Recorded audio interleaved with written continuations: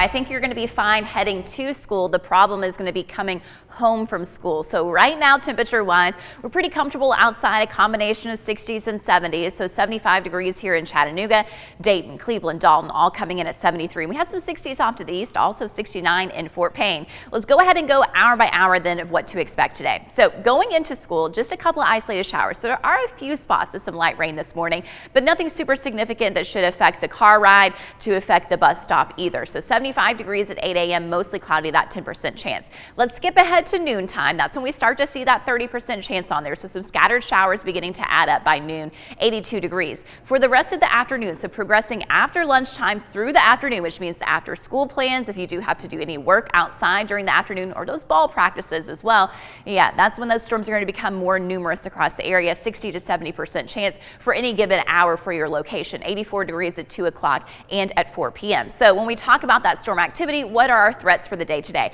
Well, it's going to be a very similar setup to what we dealt with yesterday, which means when, well, the afternoon and evening, that's really when you want to pay the most attention, where the potential is across the entire area. And we saw that yesterday, both further north and the south, having some of those more active storms. The threats for any kind of summertime storm, there's just a lot of moisture in the air to play with. We have those muggy conditions, which means, yes, torrential rainfall possible and some gusty wind. We did have a couple of severe thunderstorms, which means those stronger winds that could potentially bring down some trees. So impacts would be some isolated flooding as the rain totals add up, our ground becomes saturated, and also that tree damage due to those wind gusts, and also with the soil saturated, those trees can fall over a little bit more easily. So let's go ahead and kind of time everything out. Here's what we're dealing with right now, our current setup. Mostly cloudy skies. You can see some breaks though here and there. Those lighter showers in Georgia, primarily east of I-75, but a few little spots of light showers and sprinkles across the area.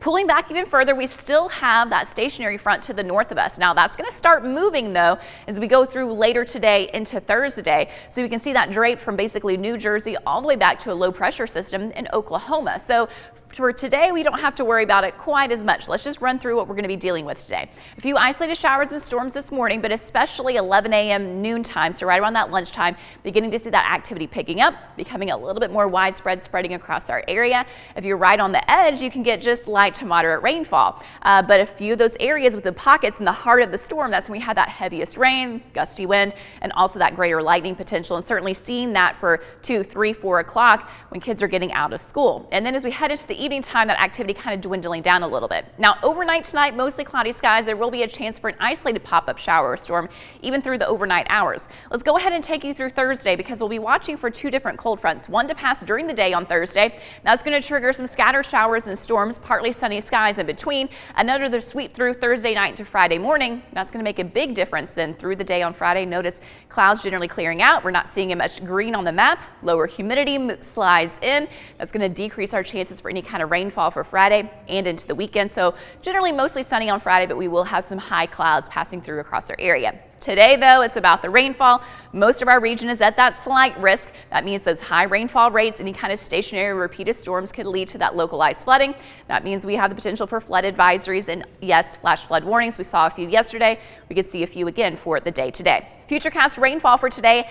Just like I said yesterday, don't want you to hone in specifically so much on exact areas for these totals, but what you're going to take home from this is on average, if you get rain, 1/10 to 3/10 of an inch possible. But there's going to be individual pockets with those strongest storms, 1, 2, even 3 inches will be possible. Those are the locations that have that flooding potential. So for today, 85 degrees, numerous storms, particularly for the afternoon and evening, although we will have some spots that end up staying dry.